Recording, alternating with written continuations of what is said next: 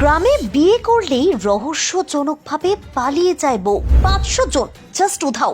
কিসের মোহে, কিসের টানে ঘর ছেড়ে পালাচ্ছে বউয়েরা? কোথায় যাচ্ছেন তারা, কি করছেন? মজার নয় কিন্তু সিরিয়াস বিষয়। কিভাবে ঘটছে পুরোটা? বিয়ে হচ্ছে আর তারপরেই শুরু হচ্ছে অদ্ভুত সব কাণ্ড। জায়গাটা বারাসাত। এখানেরই একটা গ্রাম থেকে 5 মাসে পালিয়েছেন 500 বউ। পরিসংখ্যানটা যথেষ্ট টেনশনের। গোটা বিষয়টা ভাবাচ্ছে পুলিশকেও। কিন্তু আসল রহস্যটা কি? বিবাহ বহির্ভূত সম্পর্ক। একদম ঠিক ধরেছেন। এই গ্রামে বিয়ের পর কারোর স্বামী কর্মসূত্রে থাকছেন ভিন রাজ্যে, কারোর স্বামী কাজের জন্য ভোরে বেরোচ্ছেন, ফিরছেন মধ্যরাত্রে। মানে স্বামী বাড়িতে থাকছেন না, আর ফাঁকা বাড়িতে স্ত্রী একা। সেই সঙ্গে হাতে মোবাইল ফোন তো আছেই। তার মাধ্যমে খুব সহজেই সোশ্যাল মিডিয়ায় যোগাযোগ হচ্ছে পরপুরুষের সাথে।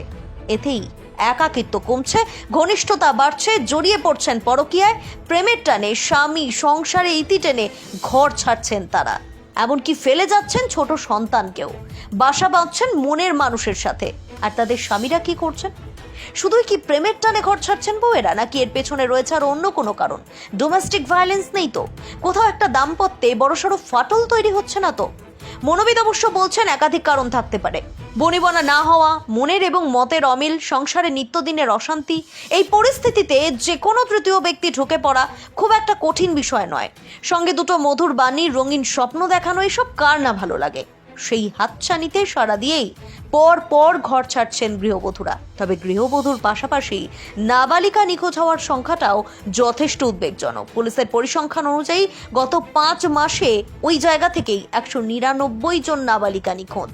কিন্তু সমস্যা হলো, নাবালিকার খোঁজ পেয়ে পুলিশ ফিরিয়ে আনতে পারলেও গৃহবধূদের মধ্যে অনেকেই ফিরে আসছেন না, ফিরতে চাইছেন না। আর যেহেতু তারা প্রাপ্তবয়স্ক, তাই এক্ষেত্রে পুলিশ জোর খাটাতেও পারছে না। স্বামীরা এদিকে হাউতাশ করছেন, হন্যে হয়ে ঘুরছেন থানায়। পরিবারের লজ্জা, সামাজিক চাপ সব মিলিয়ে একেবারে দিশেহারা পরিস্থিতি। বাধ্য হয়ে নিজেদের পরিচয় গোপন রাখতে চাইছেন তারা। আসলে এই সমস্যাটা শুধু বারাসাতের নয়।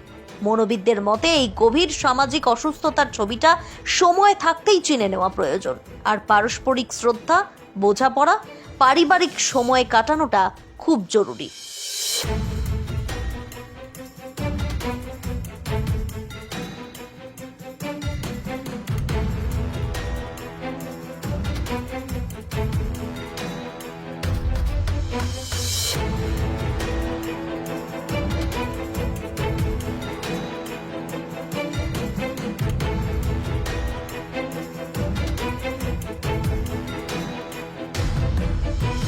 ব্যুরো রিপোর্ট, টাটকা খবর।